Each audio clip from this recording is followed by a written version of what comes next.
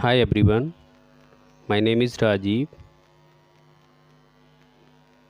Welcome to my channel Jaisiv Education Hub, and English is Easy is my website, and the URL of the website is www.englishiseasy.apg.com.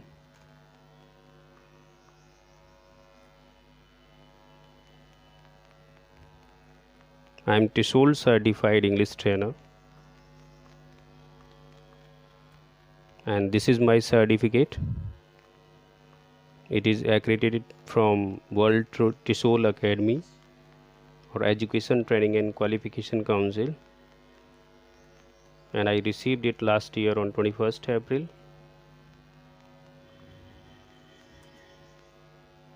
So it is the third video on Hindi to English translation, and I was telling the basic meanings which are required for the simple sentences of Hindi to English translation. Later I will tell you further Hindi to English translation. So the next meaning is through, THROUGH, through, and the parts of speech is preposition, and the pronunciation is through means से, कहीं से गुजरते हुए means anything which passes through anything means कहीं से गुजरती है, तो उसके लिए through लगाते हैं. Next meaning is throughout, THROUGHOUT, throughout. Throughout means पूरे, means whole. One synonym of throughout word is whole, and the parts of speech of this word throughout is preposition. It's a preposition, and I will explain it in the preposition, a separate video. The next meaning is till, TAILL, till, and the parts of speech of word till is preposition. Till means tak. The next meaning is to, TO, to. Preposition is the parts of speech of this word to, and to means go.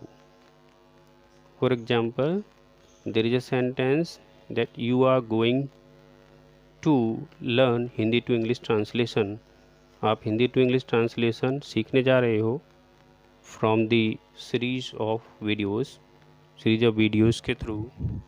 The next word is towards.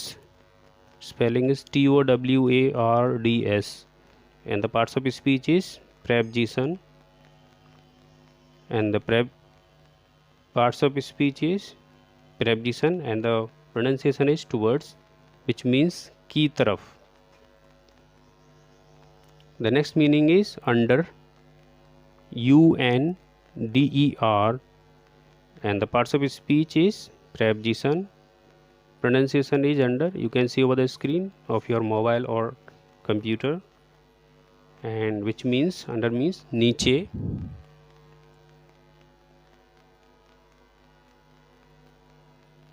The next meaning is underneath, UNDERNEATH, underneath, and the parts of speech of this word underneath is preposition. All these words are preposition, and the pronunciation is underneath, which means नीचे. Means कहीं भी हिंदी वाक्य में आप नीचे देखते हैं तो उसकी इंग्लिश क्या लिखेंगे? Underneath. The next word is unlike, UNLIKE, unlike, और पार्ट्स ऑफ स्पीच इस वर्ड का है प्रेपोजिशन ही है ये. प्रोनाउंसिएशन इसका है अनलाइक, विच मीन्स की तरह नहीं. The next word is until, UNTIL, until, और पार्ट्स ऑफ स्पीच इस वर्ड का है preposition. Until is the pronunciation, until. You can see over the screen, आप स्क्रीन पर देख सकते हैं अनटिल लिखा हुआ है, हिंदी में भी लिखा हुआ है, इसीलिए आपकी कन्वीनियंस के लिए लिखा हुआ है. जब तक कि या नहीं, जब तक कि नहीं. अगर हमें जब तक कि नहीं किसी भी हिंदी वाक्य का इंग्लिश ट्रांसलेट करना है तो उसका वर्ड होगा अनटिल. उसमें हम क्या वर्ड यूज़ करेंगे? Until. The next meaning is up, This is important too. In simple sentences, up, UP, up. Parts of speech इसका है preposition, pronunciation इसका है up, जो कि हिंदी में लिखा हुआ है, स्क्रीन पर देख सकते हैं. और which means up means ऊपर.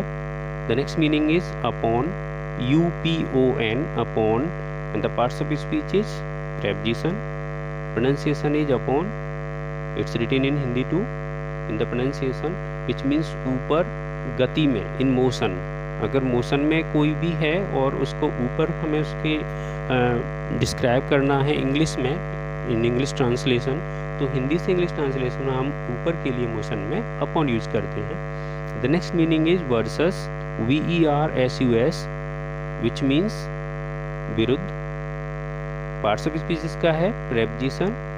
The next meaning is via, spelling is VIA. Parts of speech इसका है प्रेपोजिशन. वाया मीन्स होता हुआ, मीन्स कोई भी रूट होता हुआ जाता है किसी भी, जैसे कि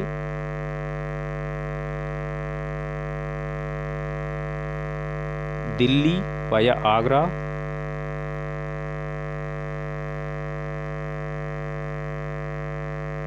next meaning is with, WITH, with means साथ. प्रेपोजिशन इसका पार्ट्स ऑफ स्पीच है. The next meaning is with in, WITHIAN, with in. With in means के अंदर. पार्ट्स ऑफ स्पीच इसका प्रेपोजिशन है. Next meaning is without, WITHOUT, without. Parts of speech इसका preposition है और विदाउट मीन्स होता है बिना.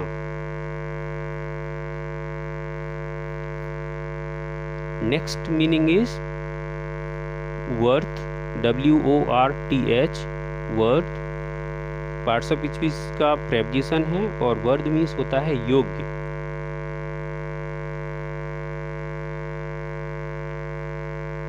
Next we will see Hindi to English translation.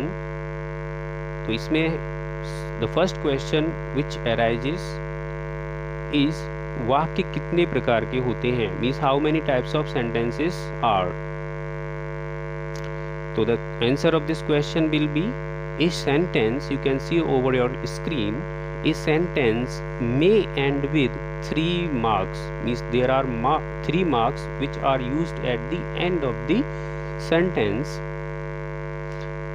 Period, you can say or you say it as full stop, period, or the question mark, which question mark is used after the interrogative sentence. So question mark, or you can use or you use exclamation mark. Exclamation mark is used in after the exclamatory sentences when any surprise or praise, these kinds of emotions are expressed by the exclamatory sentences, and these sentences end with an exclamation mark. You can see over your screen. But the sentences which end with period, जो sentences period means full stop से end होते हैं, वो sentences imperative sentences may exceptionally start with verb. Way sentences exceptionally किससे start हो सकते हैं, verb से start हो सकते हैं, और उन्हीं sentences को हम क्या कहते हैं, imperative sentences कहते हैं, because these generally sentences start with subject. हम जानते हैं, we know that generally sentences start with subject, but these imperative sentences always start with verb. That is why this type is separated as fourth type.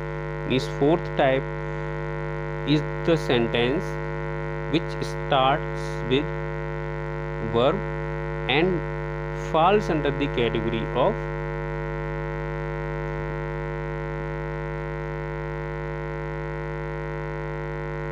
sentences which end with period or full stop. Hence, mainly sentences are of 4 types, but there are total 6 types of sentences. But mainly sentences are of 4 types, but these in total are 6 types. So the type of sentence is declarative sentences or statements. So the first type of sentences is statements or declarative sentences. So now declarative sentences are divided into two parts. The first one is affirmative sentences or simple sentences or ordinary sentences or positive sentences. So these first type under the declarative sentence or statements are called by four names: affirmative sentences or simple sentences or ordinary sentences or positive sentences. For example, this is a camera. And the second under the category of declarative sentences or statements is negative sentences. So these two types of sentences fall under the category of declarative sentences or statements. And the negative sentences, this is not your laptop, this is one of the example of negative sentences. And the second type of sentence is imperative sentences. Imperative sentences in Hindi called आदेशात्मक वाक्य. Negative sentences in Hindi we call these नकारात्मक वाक्य in Hindi. मैंने यहाँ हिंदी इसलिए बताई है जिससे कि आपको क्लियर हो सके कि इसकी हिंदी ये होती है. डिक्लेरेटिव सेंटेंसेस और स्टेटमेंट्स को हिंदी में कथनात्मक वाक्य भी कहते हैं. And the third type of the sentences is interrogative sentences. Interrogative sentences means प्रश्नवाचक वाक्य. And one example is written here, you can see over your screen. Is it legal land acquisition? This is the example of interrogative sentences. And the fourth type is exclamatory sentences. Hindi में से कहते हैं विस्मयबोधक वाक्य. और इसके example है How shameful is this? How shameful is this? Hindi में से इसका मतलब होगा कितने शर्म की बात है ये.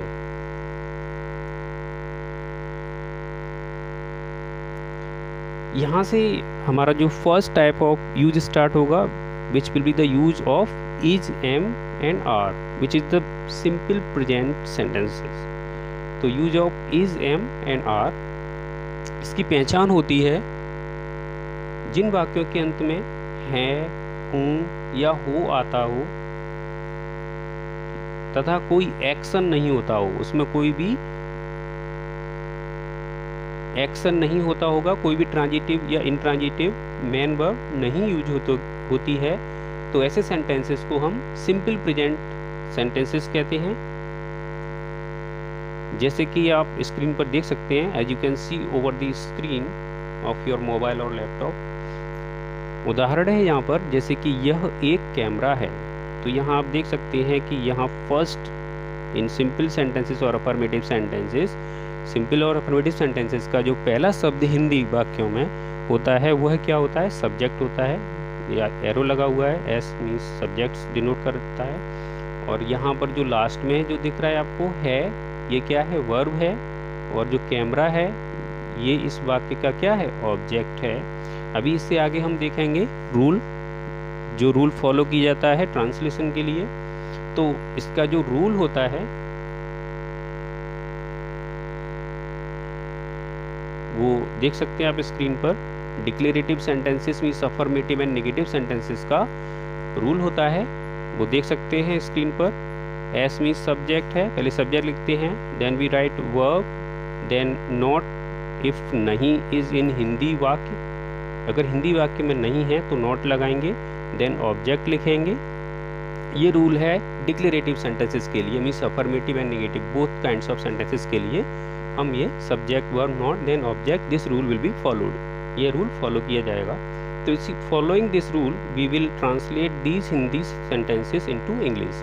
यह एक कैमरा है. First of all we write here the English of यह. इंग्लिश, यह की इंग्लिश क्या होती है? जैसे कि अभी मीनिंग में कवर देखा आपने, यह की होती है दिस. तो first of all I wrote this, मैंने यह की इंग्लिश दिस लिखी. देन वर्ब, अब वर्ब यहाँ पर है, वी से वर्ब डिनोट होता है, वी डिनोट्स वर्ब. तो यहाँ वर्ब है की इंग्लिश क्या होती है? इज. देन ऑब्जेक्ट, ऑब्जेक्ट यहाँ पर क्या है? कैमरा है. लेकिन इससे पहले यहाँ पर क्या यूज किया गया है? Article a, which is the part of determiner, and determiners are used before the noun and noun is here as an object. तो यहाँ नाउन कैमरा है जो कि ऑब्जेक्ट है, एक नाउन की तरह यूज है। तो इससे पहले आर्टिकल यूज हुआ है ए, तो ए की इंग्लिश ए लिखा, ए लगाएंगे, उसके बाद में कैमरा की जो ऑब्जेक्ट है वो लिखेंगे। तो ये रूल हमारा हो गया यहाँ पर। सब्जेक्ट वर्ब, नॉट इज यहाँ पर है नहीं है वाक्य में, हिंदी वाक्य में, तो इसलिए हमने नॉट नहीं लगाया है। तो this is a camera. The next sentence, यहाँ अगला वाक्य है वह मेरा भाई है। तो यहाँ वह, ये विद इन ब्रैकेट यहाँ लिखा हुआ है एस विच डिनोट्स सब्जेक्ट, यहाँ सब्जेक्ट है। और भाई यहाँ पर क्या है, with in bracket you can see O is written, O लिखा हुआ है। तो यहाँ क्या शो करता है, which shows here this is object, object है यहाँ, और है क्या है, वर्ब है। तो वही rule, same rule will be followed, same rule follow किया जाएगा। वह, सबसे पहले सब्जेक्ट लिखेंगे, वह की इंग्लिश क्या है, ही होती है, ही लिखा। उसके बाद में है वर्ब है, वर्ब को लिखा जाएगा, तो है की इंग्लिश इज लिखा। उसके बाद में यहाँ जैसे कि मैंने in the previous sentences I told, पिछले सेंटेंस में बताया था कि यह क्या होता है, पजेजिव एडजेक्टिव है यहाँ पर मेरा, जो कि पर्सनल प्रोनाउन आई का होता है। तो यहाँ मेरा की क्या होती है, माई, तो माई लिखा। फिर उसके बाद में ऑब्जेक्ट लिखना है भाई की इंग्लिश होती है ब्रदर, वो लिखा। द नेक्स्ट सेंटेंस इज यह हमारा घर है। तो यहाँ यह with in bracket is S which denotes its subject, यह सब्जेक्ट है। यह की क्या होगी, दिस, और then we write verb, verb is here है यहाँ पर, तो है की क्या लगाएंगे, इज होगी। और हमारा की आवर, और हाउस घर की ऑब्जेक्ट है ये। तो by following this simple rule we have translated this Hindi sentence into English. यह सिंपल सेंटेंस हिंदी सेंटेंस हमने इंग्लिश में ट्रांसलेट किया। So now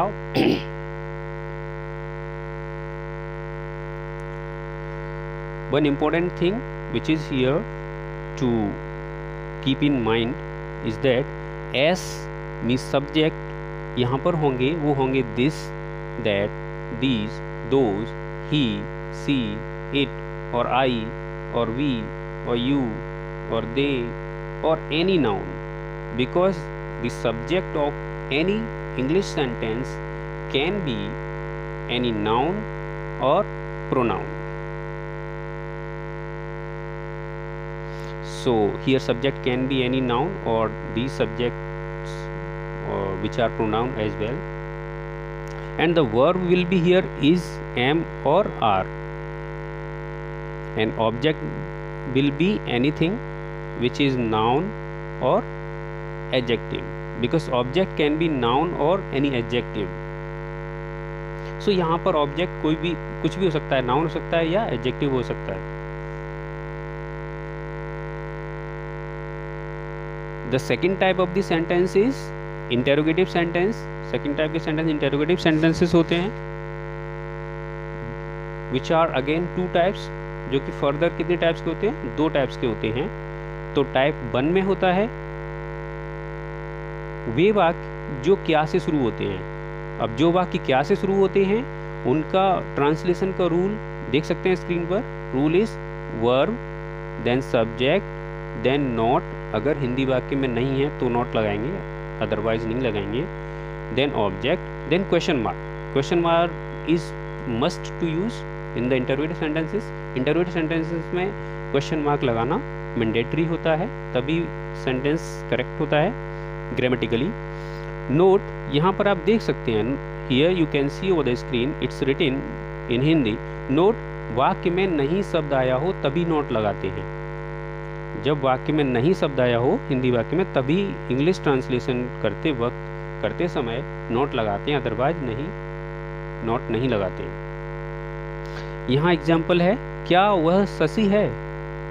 it's Hindi sentence, यह हिंदी वाक्य क्या वह शशि है, तो इसका ट्रांसलेशन क्या होगा। First of all we will write verb, then we will write subject, then we will write object. So first I have written here is which is the verb, and she is the subject, then Shashi which is object. So is she Shashi is the English translation of this Hindi sentence, क्या वह शशि है। The next Hindi sentence is, क्या यह तुम्हारी दुकान नहीं है। क्या यह तुम्हारी दुकान नहीं है, तो which this sentence is starting from क्या, ये क्या से शुरू हो रहा है, तो इसका भी सेम रूल अप्लाई होगा इस पर। Verb, then subject, then not, then object.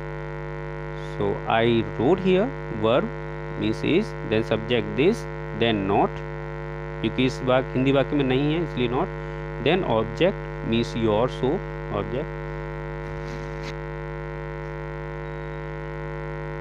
Now type 2 sentences under the interrogative sentences is, प्रश्नवाचक शब्द वाक्य के बीच में आते हैं, वे वाक्य जिनके बीच में प्रश्नवाचक शब्द आते हैं वो टाइप 2 इंटरोगेटिव सेंटेंसेस होते हैं. And the rule is, you can see over the screen, screen के ऊपर आप देख सकते हैं. First of all we write question word, then we write verb, then we write subject, then we write not if नहीं हिंदी वाक्य में आया हुआ है तो not, then we write object, then we must write question mark. Question mark is must in interrogative sentences. तो जैसे कि आप देख सकते हैं एग्जाम्पल सेंटेंसेस यहाँ लिखे हुए हैं मैंने. तुम कैसे हो, तो यहाँ पर प्रश्नवाचक शब्द की इंग्लिश सबसे पहले ही आती है क्वेश्चन वर्ड. कैसे की क्या है, how, question word with in bracket it's written, and after that verb, and verb is here हो क्या है, वर्ब है, तो यहाँ पर आर जो कि क्या है, वर्ब लिखा हुआ with in bracket, it is written V, it is verb, then object, object is here तुम, एंड द इंग्लिश ऑफ तुम इज यू, तो मैंने यहाँ यू लिखा हुआ है, with in bracket I have written subject which denotes its subject. तो सबसे पहले क्या लिखा, क्वेश्चन वर्ड लिखा, फिर उसके बाद में वर्ब लिखा, उसके बाद में ऑब्जेक्ट लिखा. नहीं इसमें नहीं था इसलिए नॉट नहीं लगाया. नेक्स्ट तो हिंदी वाक्य है, यह नियम यहाँ क्यों नहीं है. ठीक है, so again you can see the question word, यहाँ पर देख सकते हैं कि प्रश्नवाचक शब्द क्यों बीच में आया है वाक्य के. इसका मतलब है which means this sentence is interrogative sentence and type 2 sentence, because यहाँ पर प्रश्नवाचक शब्द बीच में आया हुआ है. तो इसकी सबसे पहले इंग्लिश आती है जैसे कि रूल फॉलो होता है, एज द रूल फॉलोज और rule is followed. Question word is written first, so question word is here why which means क्यों, and then verb is here है की इंग्लिश होती है इज, मैंने इंग्लिश है की इंग्लिश इज लिखी यहाँ. फिर यह नियम मीन्स ये सब्जेक्ट है, मैंने यहाँ सब्जेक्ट लिखा, मीन्स दिस रूल, यह पूरा ही आता है बिकॉज इट्स डेमोन्स्ट्रेटिव एडजेक्टिव.